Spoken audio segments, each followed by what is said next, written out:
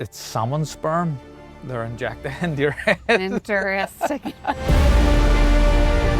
So in 2016, I was Ring Magazine Fighter of the Year, and I put my name on a list that includes Muhammad Ali and Sugar Ray Leonard and Sugar Ray Robinson, all like real recognizable names. The diet needed to be strict, and I lived like a monk like when I was training. When I talk about it, a lot of times people say, "Oh, Frampton still complaining about the McGuigans," but it's part of the story, yeah. I wanted to expose them for what they are, and I know that Barry seemed a hero figure for so many. I mean, he was a hero of mine. When you turn professional, the first thing you need to do is get a decent lawyer. So much bullshit goes on in this game. No harm, Carl. It gives me the heebie-jeebies. I'd probably get dementia. I'm a realist, and it's not normal to be taking that amount of trauma and getting punched in the head. When you talk about integrated schools anywhere else in the world, they're talking about boys and girls schooling together, and we're talking about Catholics and Protestants. My wee girl's 14 and she doesn't have any social media yet, and it's been hard to keep her off it. If there's young people listening to this, you talked about at 17 or 18 you made that conscious decision, but what did you do then? Well,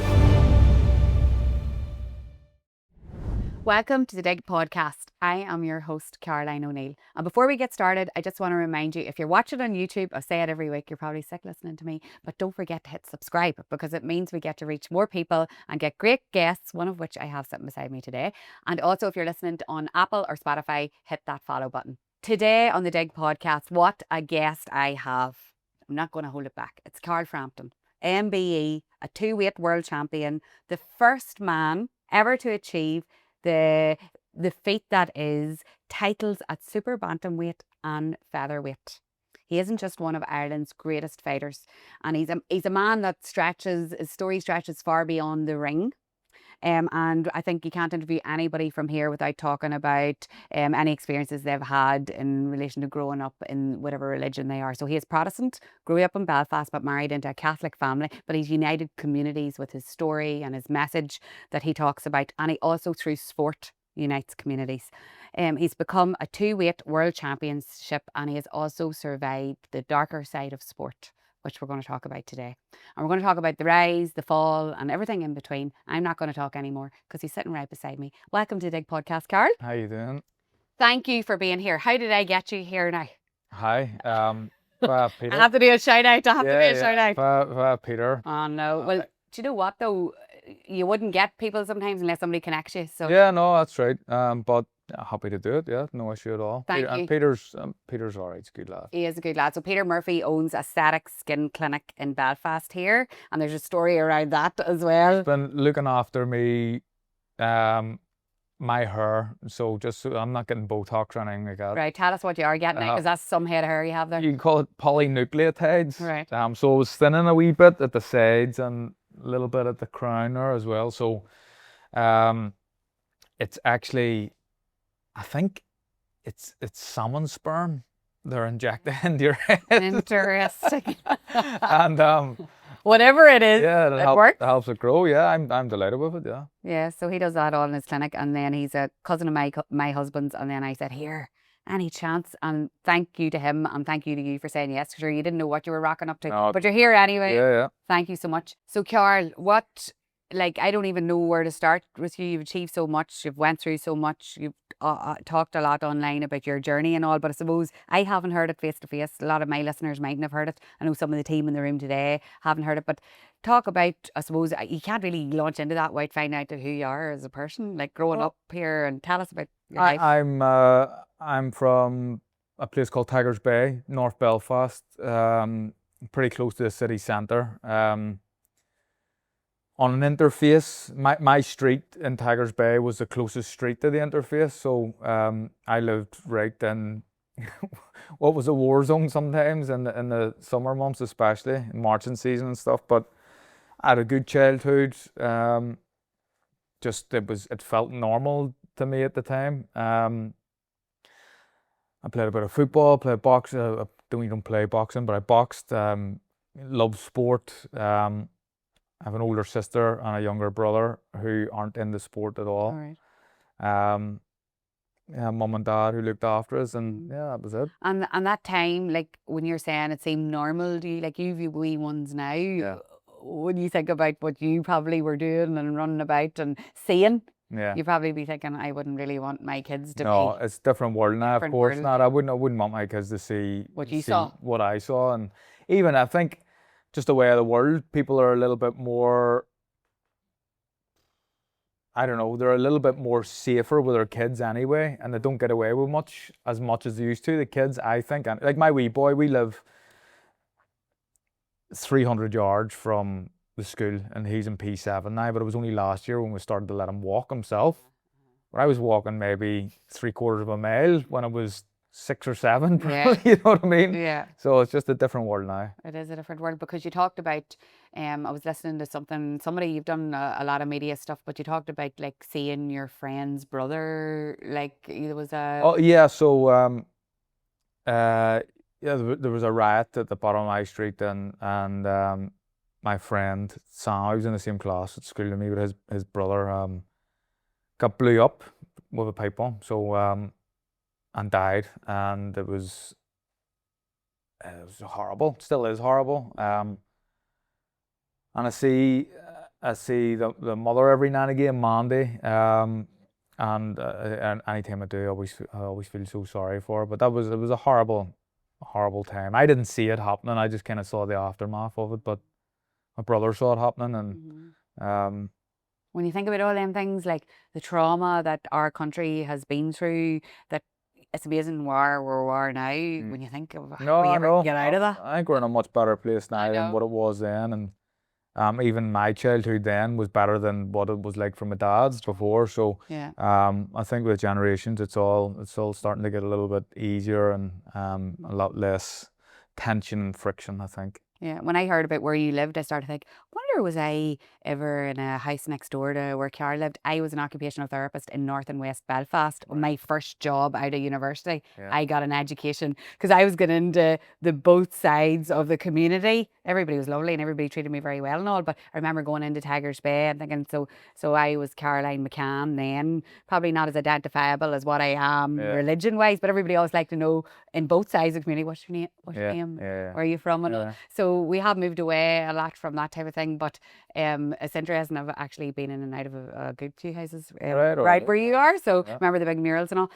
But I suppose whenever you're thinking about your sport and all, and we talk about how sport helps young people, especially maybe find a new way of life and different and explore what they're good at, like boxing, then you found a love for that, obviously. Yeah, it did. I was very young when I started. I was only 7, which I think is probably a bit too young. But I loved it, and I think the reason why I loved it was I was a really quiet kid and short, as you can imagine. And when I was 7, it probably looked like I was 5. And yeah, I was someone who'd have shied away from any sort of conflict or confrontation in the street. It was a quiet kid. But in the club, the guys who were a bit louder than me in the street that I would have maybe have shied away from, I was filling them in when I was sparring them and stuff. So filling them in means what? Just like beating them up. Yeah, but it's just, I don't know, it's like a macho thing even when I was a kid. Like and I think it's human nature. You want to be better than the next man, don't you? And I was good at it. And like I said, when I say I enjoy it, I didn't really enjoy it that much. I enjoyed sparring, but I hated the monotonous element of training. It was always very the same, you know, to do the warm up for 3 rounds, you skip for 3 rounds, you go and hit the bag for 3 rounds, whatever. It was a bit military, I thought, but that's what boxing is. But I like the fighting part of it.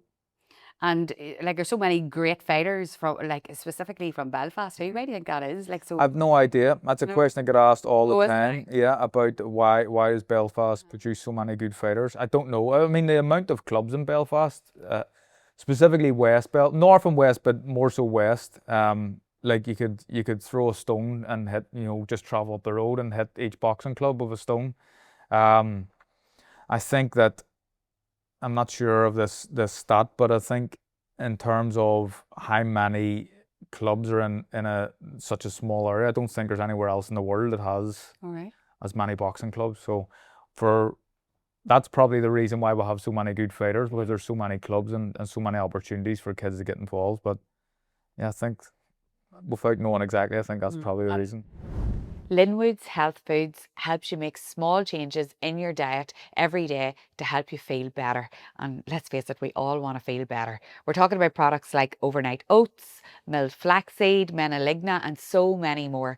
And the best part is it actually stems from the founder's own experience with his own health complications. John Woods started to introduce milled flaxseed being one of them into his diet, and then he started to share it with his customers because he's seen the benefits. And now Linwoods Health Foods is a global health food brand that you can get in most major supermarkets, health food stores, and you can also get it online at linwoodshealthfoods.com, and you can use my discount code and get 20% off. So if you enter DIG20, you could get your Linwoods products delivered straight to your door with 20% off and start to feel the benefit of those small changes each day.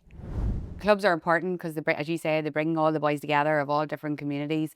We're very lucky where I'm from. Clonaux Boxing Club is a big community place for people. I know you know Clonaux. Yeah. And my two brothers were part of Clonaux Boxing Club, and I know Frank Irvin, a big shout out to his whole family. Frank has passed away now, and Mary that works in the team is actually Frank's niece. But he's a great man for bringing people together. But I asked my brothers, because you were coming on the podcast, what'll I say to Carl? Because like, I'm not a boxing, I don't know about boxing. I said, well, ask Carl.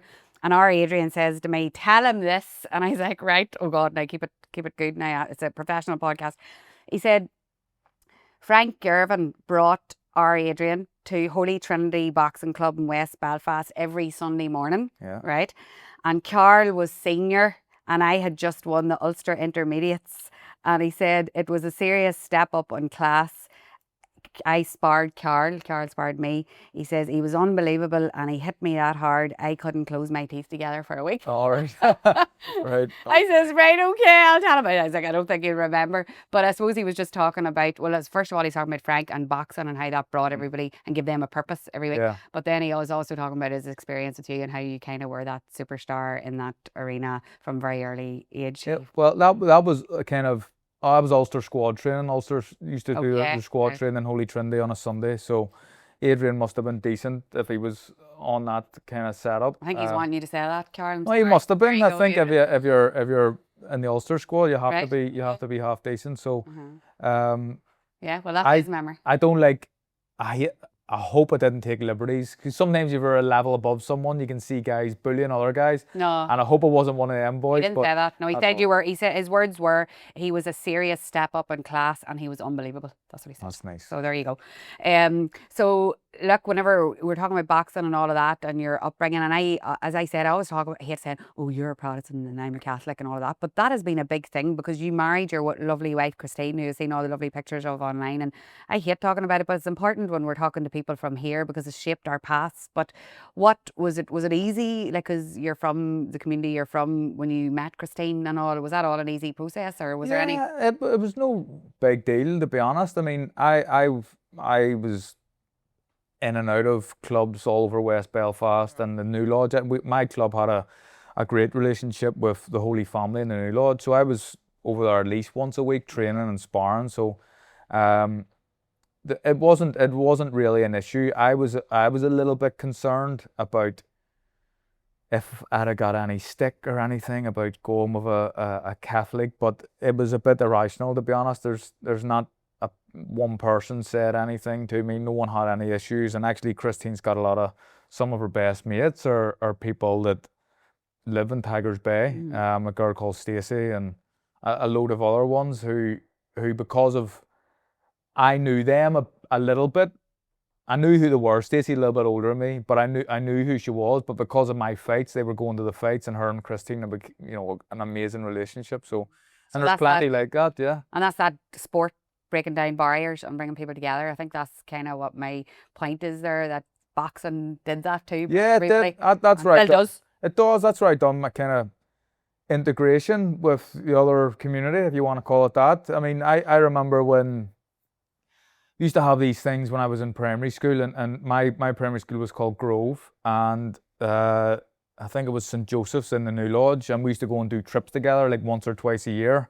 The objective was to integrate and do it, but it never really happened. What normally happened was you'd go to like a YMCA or a sports hall somewhere, and we'd sit on one side and they'd sit on the other, and you'd be going like that to each other, you know. So my integration was done through boxing. I went to a controlled school. I didn't go to an integrated school or anything like that. So it was just, I think because of boxing helped shape me as to be I think, a decent person, and yeah, that's where I got me. And you've done work. I know I'm skipping on because that's in my later notes, but anyway, I'm just going to talk about now because you've just mentioned it. Integrated education, like you've done work now. You do. Yeah, I'm an ambassador for NICE, who are part of the integrated education system. They just asked me to help out and be involved, and I'm always happy to help out. And I think, I mean, the demand is there for integrated education in the country, and I think there's only about 8% of schools are officially integrated, but the demand, I think about maybe 70+% of parents, when asked about it, would like to have integrated schools. And it's weird when you talk about integrated schools anywhere else in the world, they're talking about boys and girls schooling together, and we're talking about Catholics and Protestants. It's not like, it's even to say it, you're like, I can't believe we're even saying it. I think that's where I genuinely think, and it's easy to say, and I know some people will criticize it, but if kids are taught together and not kind of celebrate each other, not celebrate, but learn about each other's cultures and stuff in school, I think it would be better for society, definitely. I do too. You know, everybody's allowed their opinion on that, and that's fair enough. But I agree, because it's only then that you can really feel like we're all the same. Really, we might have different beliefs. So it doesn't make you a different person or a bad person. So that's important, and I agree with you. So, deadly that you're doing that work, and I didn't know you did it until I started to read up about you. So, unbelievable. So you, like, when I read, and again, I will proclaim I am not an expert on boxing in any way. I just know what our boys from growing up and talking about it. But you were the best, are the best. Everybody knows you are. But did you always know you were? No.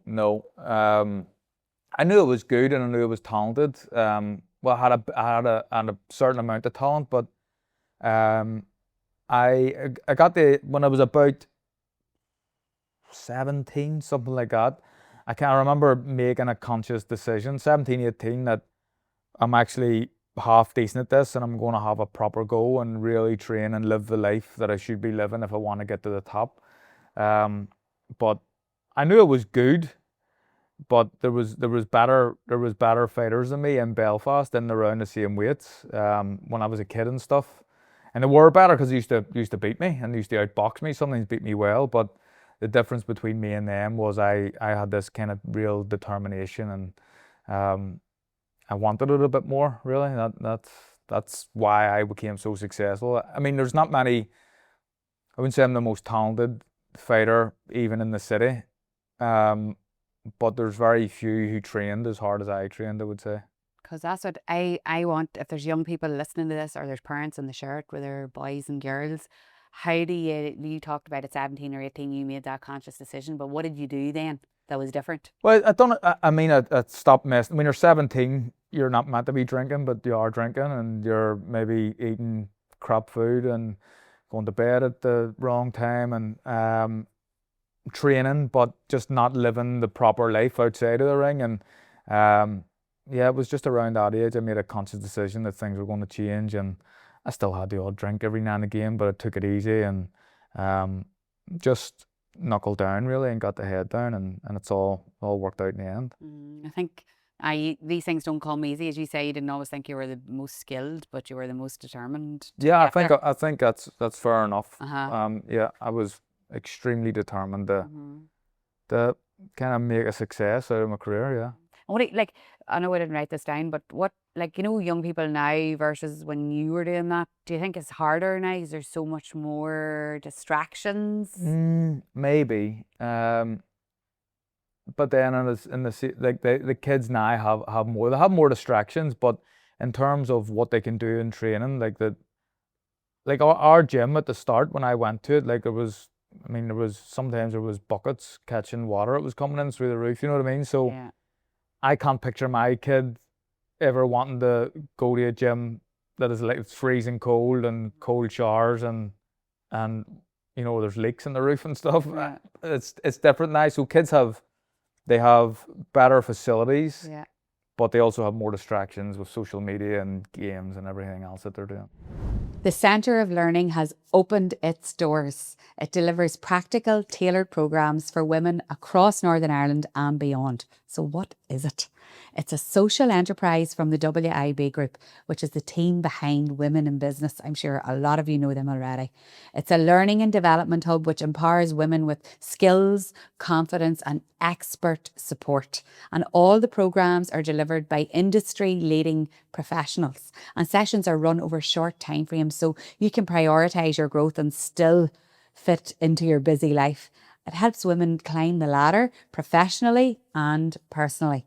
And inclusion is at the heart of it all. With allyship training to create workplaces where everyone thrives, their doors are always open. All you have to do is search womeninbusinessni.com and search Centre of Learning, and you can enter DIG20 and get 20% off all the programmes which are booked before the 4th of December. What do you think about that part? I don't know. My wife's been very good at keeping, like my wee girl's 14 and she doesn't have any social media yet, and it's been hard to keep her off it. Can you give us any, that's a big topic, like how have you done that? Well, my wife just tells him, that's it, you're not getting it, and that's it. So and I think it's good. We want to try and keep her off it for as long as possible, but there's going to be a point where all her friends and stuff have it, and I know she feels like she's missing out, but I do feel like it's, in some ways it can be very positive, social media, in terms of connecting with people and reaching out to people from anywhere in the world, but in other ways it can be a cesspit as well, and I'd just rather she stays off it until she's old enough to make her own decisions. So, like, what a weight to lift up loads of people's shoulders to hearing that, because my wee boy's in P7, and you know that transition in P7 where he was like, oh, they need to get a phone to go to first year. Yeah. And you're like, I don't want him to have a phone. And I wish more people spoke out like you and said, actually, I have a girl at 14, she doesn't have. Well, she has a phone. No, I mean social media. I know, sorry. social media, but the kids do what kids do. They go and watch YouTube every now and again, but they've no Facebook or Twitter or Instagram, anything like that. Then so it is doable, is what you're telling me? Yeah, it is doable. That's good.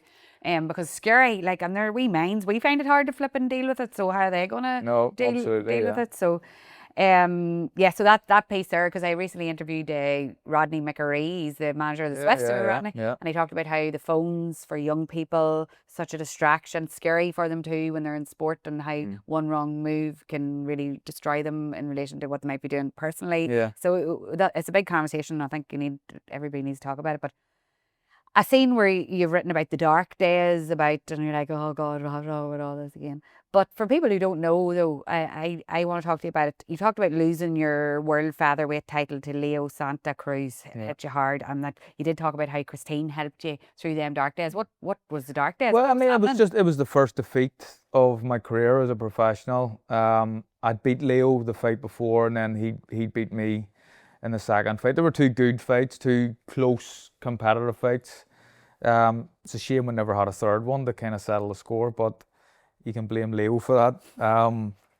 But I was just down. I wouldn't say I was depressed or anything like that, but I was certainly very down. And it was noticeable that people who were constantly looking favours or pestering you, almost to the point of pestering you, they're always on to you, asking how you are. The phone kind of just stopped ringing, and then people weren't reaching out as much. And it was about a week or so after the fight and after the defeat, and I remember kind of thinking about it, like, no one really gives a shit, really. You know what I mean? It's all right when you're winning. And when I won at a very high level and I lost at a very high level, so it wasn't as if I was finished or anything. It's still a lot left in my career.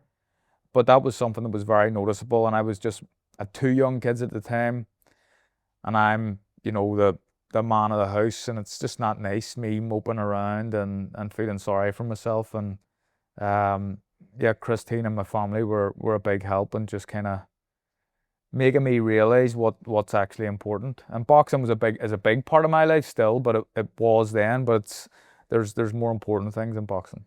So for like loads of people go through that loss of losing a game, the big fight, the big contract, and you can go down into the spiral of and you said, oh, you wouldn't call it depression, but I mean, if you didn't have good people around you, sometimes things can get out of hand. So I suppose what would your advice be to people who have lost that big game and think, I can't go back out there? I kind of, well, one of the decisions I made after that was kind of close in the circle, if you want to call it that, and people that were acquaintances and were on the fringes kind of, obviously it didn't just say, you know, I'm never speaking to you again or anything like that, but I just it made me more aware of what was actually important and who was important to me, and that was my family and my kids and my wife, obviously, and good friends that have been there from the start. And so that was something that I again made a conscious decision about.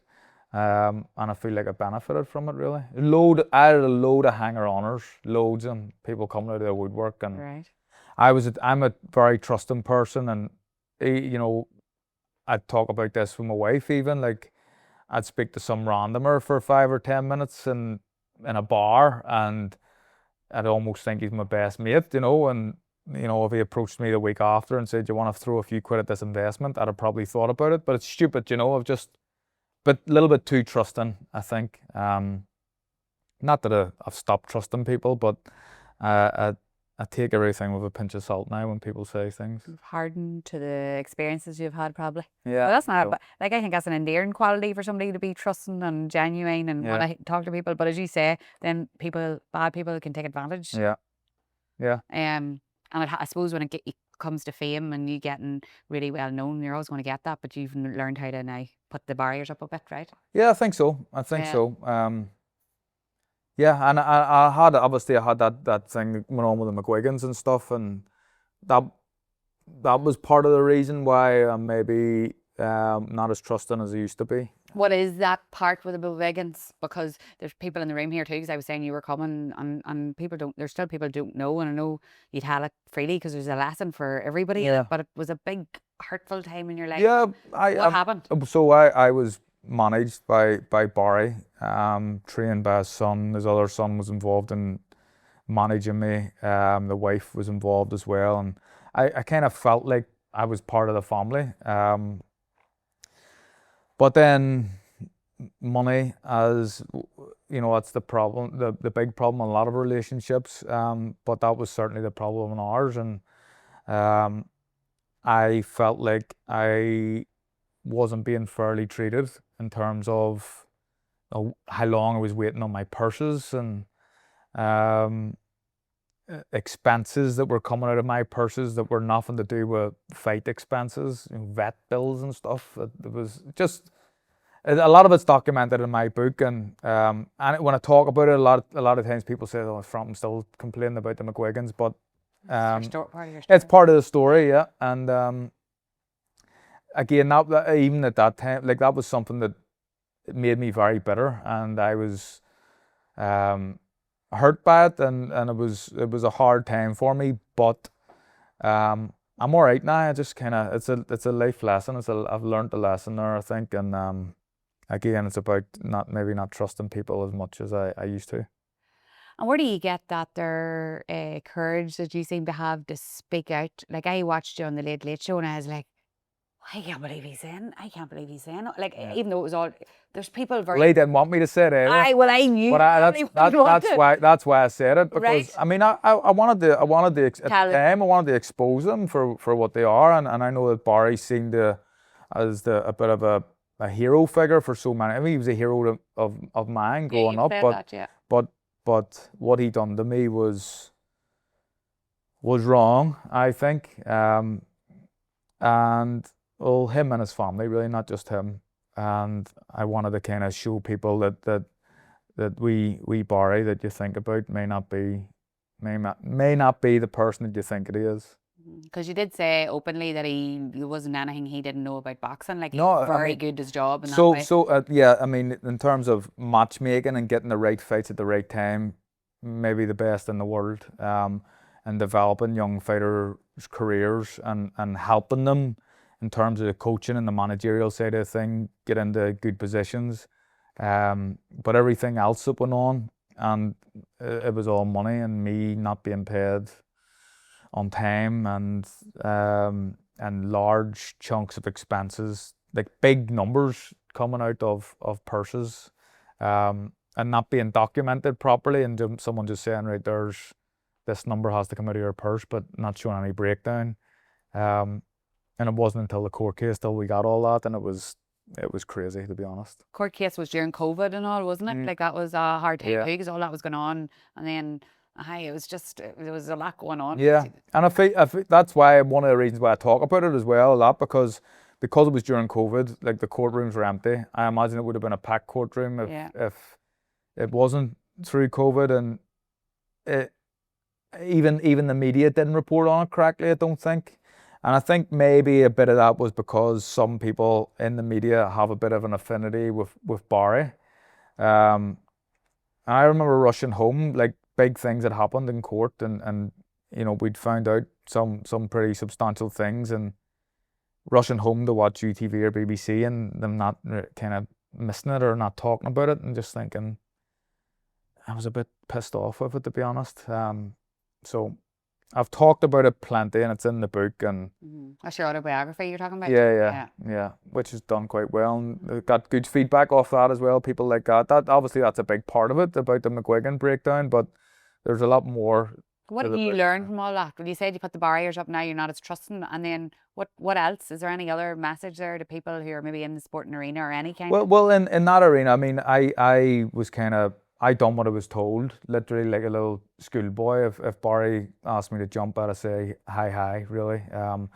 But I let him take too much control of my life, to the detriment of my own family life, where, you know, I was in training camps in London, but missed a couple of funerals of close relatives of my wife, when I shouldn't have. I mean, I could have been back home for half a day and been back in London that evening, but I was advised not to do that by the McGuigans, and just things like that. I let them control me too much, and I was a man, like I was in my mid-20s when I was with them, but I just didn't, I wasn't vocal enough and didn't have enough input in my own life, and literally let them control it for me. So what would you say to young people who are, or anybody that's in that kind of situation where they have a manager or someone that's actually dictating how they... have other independent advice, and have other people that you can trust around you, that you can maybe look at for advice. I mean, I had the same, I was advised to go to the same accountant that the McGuigans went to, so that was a bit of a conflict there. They had a fallout with that accountant, and then that accountant got in touch with me just saying, be careful. That sort of stuff. It was all... So having a wider network in that respect of mentors... Of people, and other people you can trust.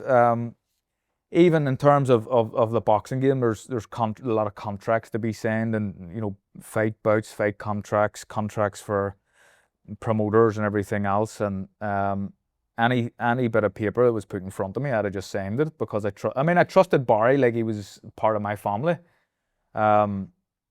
and I would always say get independent legal advice as well for young fighters before you sign anything, and that's something that I didn't do.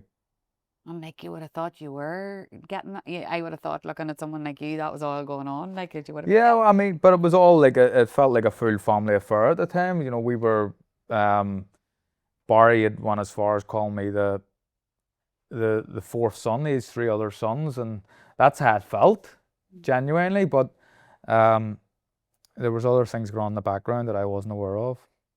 And what about, do you ever think about, does that ever I know, I'm just thinking, I've never went through anything like that, but things that have went on, and maybe somebody's not in your life anymore that you were friends with, is there ever any chance of that you guys ever talk? No, I don't think so. Reconciliation, it's not. I don't think so. I think once it's broken down now completely, the relationship, so that part of your life's over. And even if you'd, I mean, you get a different answer from it. It's quite, I think it's interesting that they don't really talk about it, but I do, which tells you part of the story anyway. So I'm happy to talk about this situation, and they want to forget about it, I think, which you can make your own mind up about what that means, I think. Interesting though. So the highs and lows for sure. Like, oh, that was a big thing. I remember watching sure I didn't know all the background thing. I just seen your Late Late Show and I was like, hey, that man has some courage too. I watched it and I could see if you like you said they didn't want you to say it, you know. No, they didn't want to speak Or about he didn't want you McGuigan. to They say it. didn't want me to talk about So Barry. you just I just said it. Yeah, See no, what happens. I just said it because I knew like that's what I wanted to do, and I knew that he was a big name down there as well, and a hero to a lot of people. And at that time, again, I was still very bitter then. Because So you do talk about it in a much more I'm all right. Nah, I'm Yeah. okay. It's Still a part of your story. Yeah, it's a life lesson. Definitely is. And whenever you're talking about the regime and not getting home for the funerals and all, like being a boxer, and especially if you've got a really focused manager, which is good, as you say, but it's brutal. Like you were down to like what your body weight and all of that, like brutal. Yeah, I used to get down to kind of like sub 4% body fat and stuff to make the weight. So my first weight division was super bantamweight, which is only 8 stone 10. Now like I'm walking around about 10 now. So I don't look fat, like I'm not fat or anything, but when I fought I was, well, sorry, not when I fought, when I weighed in I was 2 stone lighter than what I am now. So it was a difficult weight for me to make. I had to be very strict and regimented with my food and my training, obviously, just to get down that weight. But it was horrible to make it, absolutely horrible. I can't even imagine like 8 stone 10. But is that what it took? Yeah, honestly, it was so tough. It took, obviously the diet needed to be strict, and I lived like a monk, like when I was training, and never cheated, never went and had the odd takeaway when no one was looking or anything like that. Literally lived like a monk because I had to, and I done what I was meant to do. But I had to be extremely strict to do it. And then I moved up a couple of weight divisions, and it became a little bit easier to make the weight. But then as you get older, it becomes a little bit harder again, and your metabolism slows down, and the weight doesn't come off as quick as it used to. And that's why there's only a certain time frame, isn't there, when you can really be of at your age, right? best. Yeah, I think so. And my kind of prime years were probably from around 26 to 29, really. So it's a short enough window. It is. That's why you give it your all. You also said a thing, and God, no harm, Carol, it gives me the heebie-jeebies, and it really scares me. I'd probably get dementia. I just hope I'm 80 and not 50. Yeah. Do you say, like, what? No, I mean it's I'm a realist, and it's not normal to be taking trauma, that amount of trauma, getting punched in the head. Your head's not designed to be punched, and I've been doing it since I was 7 years old. So I know so many fighters and ex-fighters that you can see it happening to, and there's even fighters now that are still fighting, but you can hear a slur in their voice. And I mean, I'd be very lucky if I didn't get it. But like I said, I just hope I'm in my 80s and not 50 or something, you know. I hope so too. But that amazes me, you know, that we talked about this earlier. Like, how did boxing become a sport? When that scares me. Like, is that not a like what? I don't understand. But I mean, you look at what the old footballers are doing. Footballers get it from head in the ball. Footballers are getting dementia from head in the ball. What's going to happen to a boxer? You know what I mean? Unbelievable.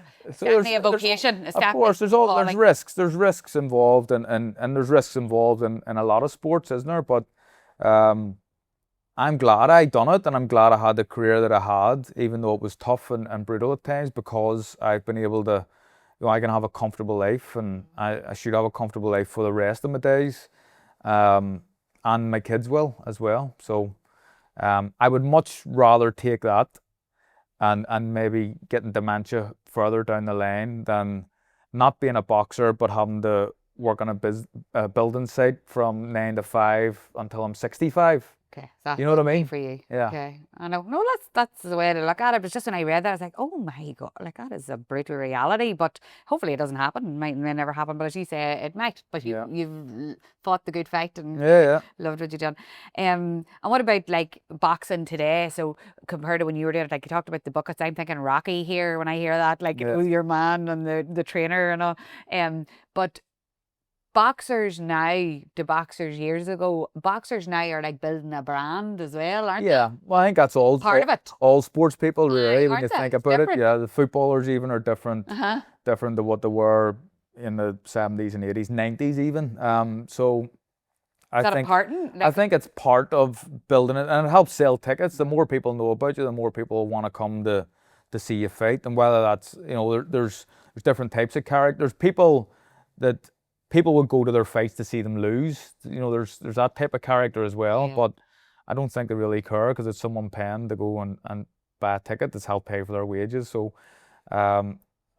it's important to have. I think it's something that annoys me a wee bit actually when because there's fighters who maybe aren't that vocal and probably should have more opportunities because of their skill and because of how good they are, but because they're not as outspoken as fighters who are maybe not as good as them, they don't get the same opportunity. So I think it is a fine balance, and it's important to have a presence anyway. So maybe to all those sports people who are listening who aren't thinking that way, it would do no harm to start in some way. But I'm not telling anyone to be an asshole, just to be a bit more maybe outspoken and vocal and try to promote yourself a bit as well. That's all part of the game. It is. And it's a skill as well that Yeah. some people maybe do and don't do well either. So you do need advice around all of that too, because Yeah. you come out and say the wrong thing, No, I know that. Yeah.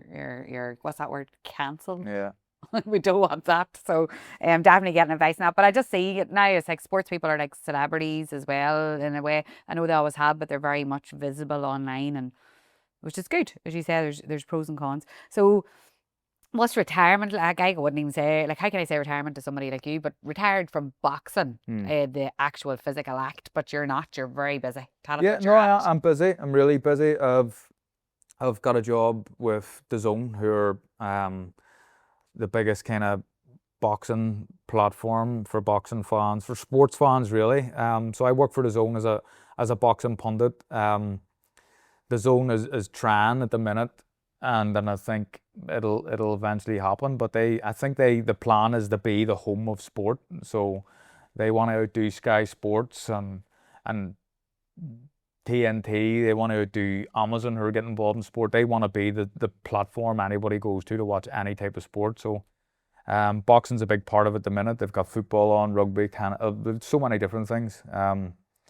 So I'm doing that, and I'm really, really enjoying it. It doesn't really feel like a job, to be honest, but it is, because someone pays me for it. But I don't know if there's too many easier jobs, really. I really love it, and it doesn't feel like I'm working, So I'm doing that. Did you bring any whiskey with you or anything? I didn't. No, I should have brought a bottle of what? whiskey. Sorry about that.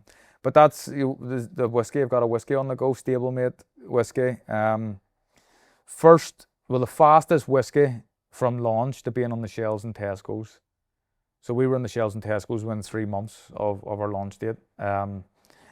We've done quite well, but we're in the middle of a bit of a transitional period here at the minute, and it's been a little bit quiet, but there's an investor just about to come on board. And our biggest worry at the minute was promoting it until we had the investment in case it sold out, which is a good and a bad problem to have. But it's a good product. It's a good whiskey.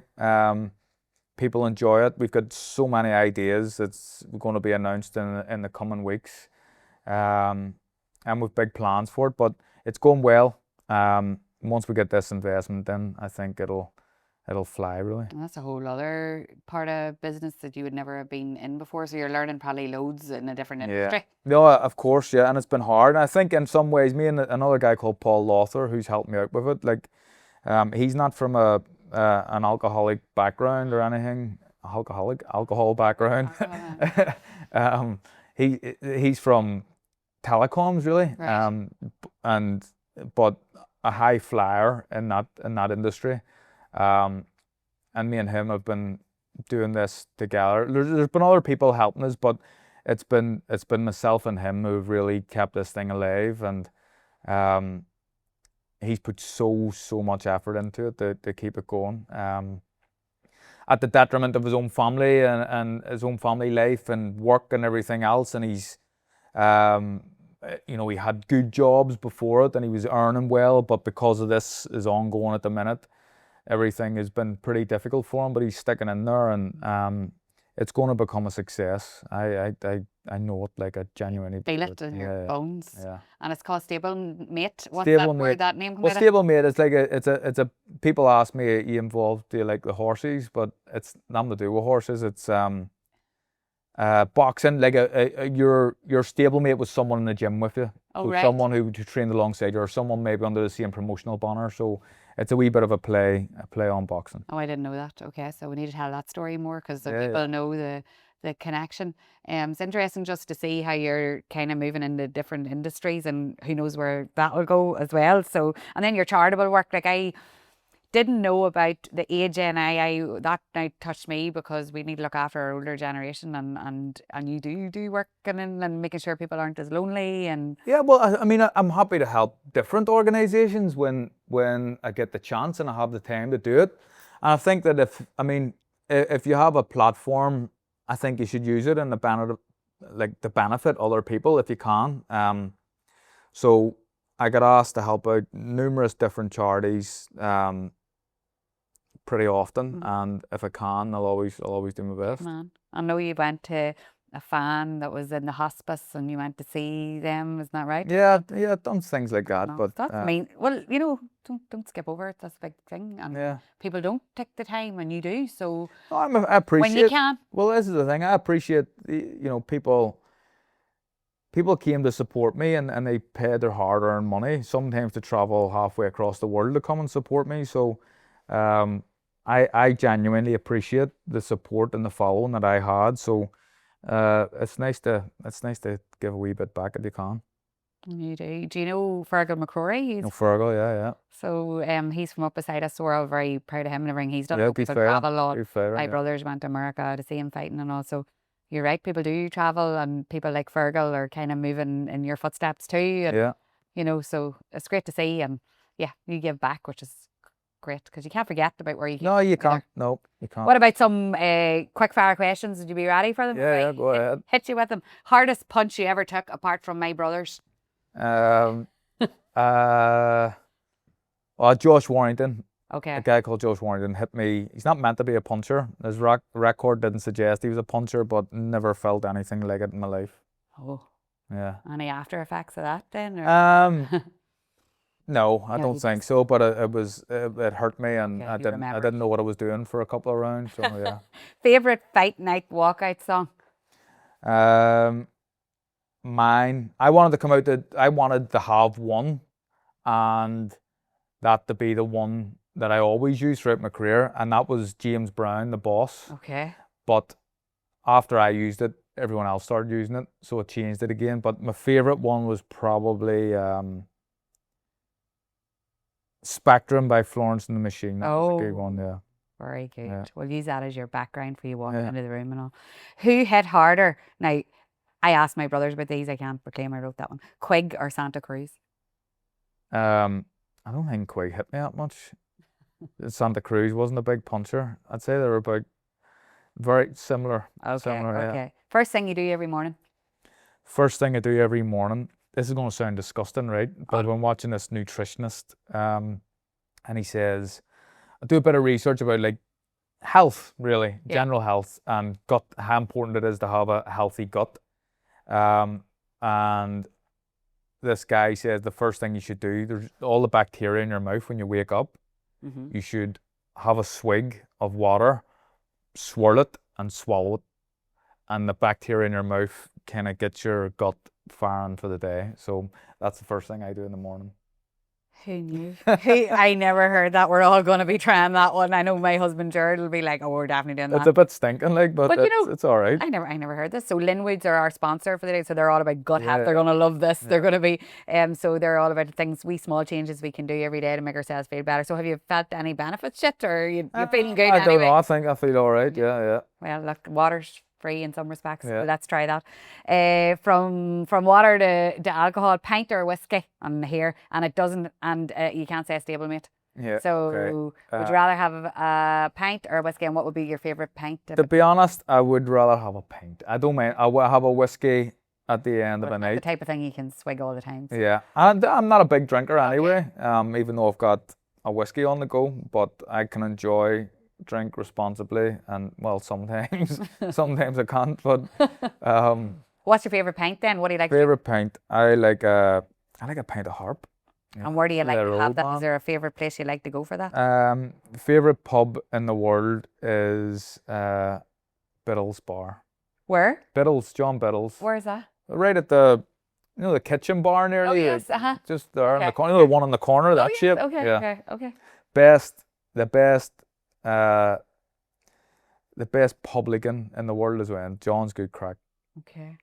Deadly. I don't know him. And I'm not from Belfast, but everyone knows John. Right. You don't know John Biddles? No. John Biddles, big shout out. I don't know you yet. Maybe we'll get you on the podcast. Don't know him. But that's a good review when somebody says you're a good publican, because again, serving alcohol and you need to be a people person too, because you have to. Well, this is the thing. John's probably not a people person. Oh right. He's a big boxing fan, but right. he's known as to be a bit grumpy, but it's funny, I think. All right. Okay. There might be people writing in going, no. So what's more nerve-wracking, MGM Vegas, heading that up, or your kids' school assembly? What do you mean, like doing the school assembly? You know how people say, I'm walking into people I know. It's actually more scary than going to a big... I think obviously you're nervous walking into a big fight, but I know what I'm doing in them situations. So when any sort of speaking gigs, I'd probably be genuinely a little bit more nervous than going in for a fight. Makes sense. At least you're not like... you're not superhuman. We know you're a real person here when you're saying that. What would 15-year-old Carl in Tigers Bay think of the Carl today in 20? What would he say? I think he'd have been very proud of what he'd done in his career. Proud of the three kids he's helped raise. I'll say helped raise because Christine done most of the raising when I was away in training camps and stuff. But I'd be proud. I overachieved really. I done more than I ever thought I could have done. So in that sense, how can I not be happy? Fairly, I know, definitely. If you could change one decision in your career, what would it be? And I suppose we've probably touched on loads of things there, but what one thing do you wish you could change? One thing I wish, so this, after I moved away from the McGuigans, I teamed up with a guy called Jamie Moore and Nigel Travis, two coaches in Manchester. Love the boys, like just good people, and very would do anything for anyone. So charitable and generous to people, and I would have loved to have won a world title with them. I'd have loved to have got away from the McGuigans before I did and teamed up with. I'd love my whole career to have been with Jamie and Nigel, to be honest. So that's one thing I'd change. Okay. Well, we can't go back in time, but I suppose there's ways forward with positive change for other people. You could maybe, encourage others to think about these things that Carol's talking about now. What's the moment outside the ring you're proudest of? Or a thing? What's the... Oh, your kids, obviously, isn't it? That has to be one, but people expect you to say that, don't they? What else? Oh, so this belt here, Ring Magazine, that's I was fighter of the year. So in the world, so there's no one in Ireland that's ever won one of them before. Right. And only three Brits, and I'm one of them. So me, Ricky Hatton, and Tyson Fury. No one before us. So in 2016, I was Ring Magazine Fighter of the Year, and I put my name on a list that includes Muhammad Ali and Sugar Ray Leonard and Sugar Ray Robinson, all like real recognizable names. So probably that for me. It's a pretty big thing. You have every right to be proud of that. So and just to round it all off, like there's so much there, Carol, from your life growing up and the trauma with the McGuigans and everything that you've been through. But what's the biggest life lesson out of everything? We talked about a wee bit about getting independent in place. Okay. Maybe doing a bit of your own research if you're a boxer anyway, or a person in an individual sport. Do a little bit about your own research about contracts and money. But I've always said to young fighters, and I mean I'm not saying it flippantly, like, but when you turn professional, the first thing you need to do is get a decent lawyer, because there's so much bullshit goes on in this game. Yeah, and that's always my advice to young fighters. Oh, it's great advice to end on. It's important too, because some people don't say it and you would think you have it in place, but you probably don't for loads of people. Thank you for being on the Dig podcast. I would never have got you only for Peter Murphy, I don't think, because you're so busy, you're doing so much, you're helping so many people, and I'm always grateful for the connections, and I just want to say congratulations on everything you've achieved. Again, I don't proclaim to know much about boxing, but I'm always in awe of people who stand up, speak out, not afraid for people to hear their story, because stories help us all change, and I admire you for that. I admired you watching you on all the media things. So it's an honour to have you as a guest. I know you're rushing off to do another project, so really appreciate you being here. How can people now follow? Like, are you active on social? I am. I have Twitter and Instagram. I'm not on them that often, to be honest. I used to be on it flat out, but what is my name? I think Real C Frampton, I think, on Twitter, and the Frampton on Instagram. We'll tag you in the show notes anyway if people aren't already sharing. Look out for the whiskey as well. That's coming to. Is it going to be? Well, it's in Tesco's and stuff. It's in mostly off licenses and stuff. But if you're listening to this and not in Northern Ireland, you'll be able to get it at some point very, very soon. Okay, watch this space. Thank you for being my guest today, and I hope to maybe you'll come back and tell us when it's went global and yeah, why not, and all of that, and tell us how that's all going. Yeah, thank you, thank you, Carol, and thank you to the Dig podcast listener. What an episode! I've learned so much too. Sure, what did I know about the boxing industry and everything that people need to be thinking about? So always so grateful to be taught anything from the guests that joined me. Thank you to you for tuning in again this week. Remember, hit that subscribe button. So many people are listening and watching and they haven't hit that button yet. It helps me reach out to people like Carl, and then they've heard of the Dig podcast, and we get great guests each week. Hit follow on Apple and Spotify, and I will see you again for our next guest.